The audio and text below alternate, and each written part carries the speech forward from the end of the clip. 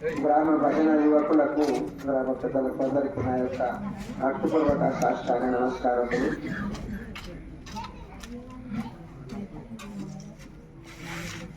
భూమి పూజలు ఎన్నో పలు రకాలైనటువంటి పుష్పాల లోపల మకరందము తీసుకొని వచ్చి సమకూర్చినట్లు శృతులు స్మృతులు పురాణాలు ఇతిహాసాల లోపల సారాంశం అంతా అగమ నిగమ ఉపనిషత్ సాగర మదితార్థము అన్నట్లు భాగవత కృష్ణ ప్రభుల వారు సూచించినట్లు ఈ వేదికను అలంకరించినటువంటి గురువులందరూ మరి అనేక శాస్త్రముల యొక్క సారాంశం అంతయు మనకు అరిచేతుల ఉసిరికాయ పెట్టినటువంటి మాదిరిగా కరతలామలకంగా మనకు పలు రకాల ఈ పరమార్థముని అందజేస్తారు. ఎందుకు అంటే మనకు ఒక ఇంతకుముందు పెద్దలు సెలవిచ్చినట్లు చావు పుట్టుకలు ఈ పుట్టు చావులు మనకు ఒక ఘోరమైన బాధ ఉన్నది కాబట్టి ఈ బాధ వెలిగిపోయేటందుకు మరి తల్లిదండ్రుల సేవ చేసుకుంటూ పెద్దల పాద పద్మాలకు శరణాగతులై ఆ గురుడు నరుడు కాదని సాక్షాత్తు హరుడే అని ఆ పరమశివుడు అని భావించి తనమన ధనములు వినయంగా ధారపోసి తల్లిదండ్రులు దొరదాట కులదైవ మాప్తులు ఎల్ల బంధువులను నీవేరా అన్నట్లు గురువు అష్ట బాంధవుడు అనే భావనతోటి ఎటువంటి పనులు చేసినప్పటికైనా ఒక బాధ్యత ఉంటది,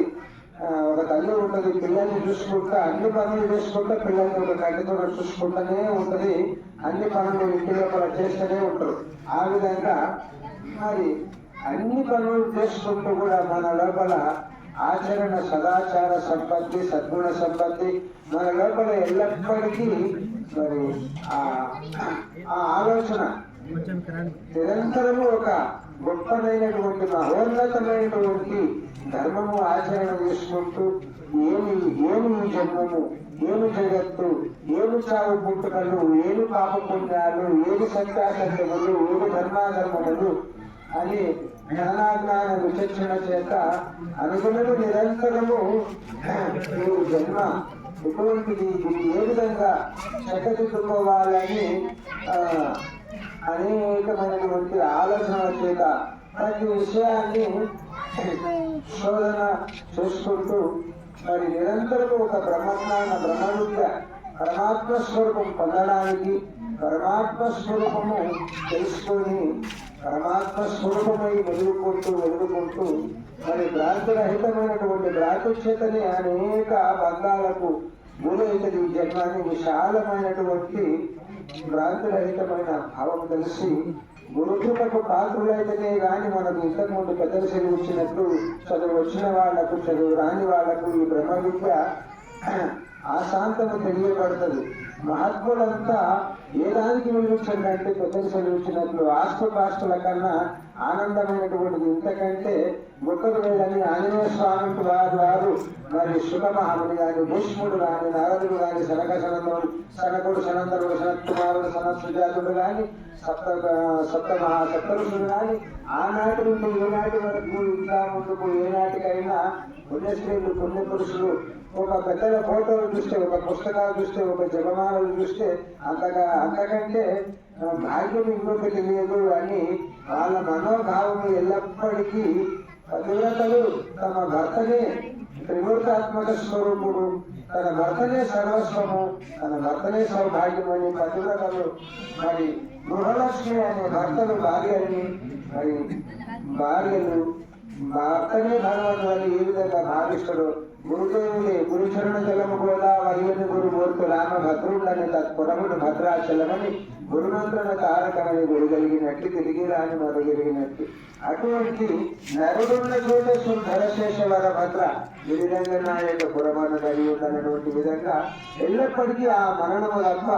మరి వేరే విషయాలు పెద్దగా గొప్పగా వేరే విషయాలు మాట్లాడితే గురువులకు మనసు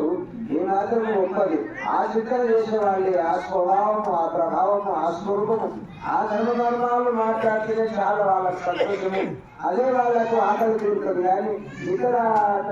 ప్రాపంచిక విషయాలు ఆదరంగా ప్రేమగా సలహాలు ఇస్తారు. వాళ్ళకి తెలియదు వారెదుగాని మరుగుండదు అన్నట్లు అడుగున్నదన్నాన్ని భాగవత పుస్తకంలో తెలియచినట్టు మనకు ప్రాపంచిక విషయాలలో కూడా మనకి ఏమైనా వికెట్ వస్తే కూడా మనకు మంచిగా వాళ్ళకు వచ్చినటువంటి సమస్యలు పూర్తి చేయడానికి ఎవరికి ప్రాపంచిక స్వభావం ఉన్నటువంటి వాళ్ళకి తెలియదు. ఎటువంటి సమస్యలు కానీ వాళ్ళే తీరుస్తారు. మరి గిరిజనుల వాళ్ళకి 2 రకాలుగా వస్తుంది. ఇంకా ప్రాపంచము పారమాత్మికము తెలిపి ఒక గొప్ప మహోన్నతమైనటువంటి ధర్మ మార్గాలు చెప్పి నిరంతరము విసుగులేని పండుగ అంటే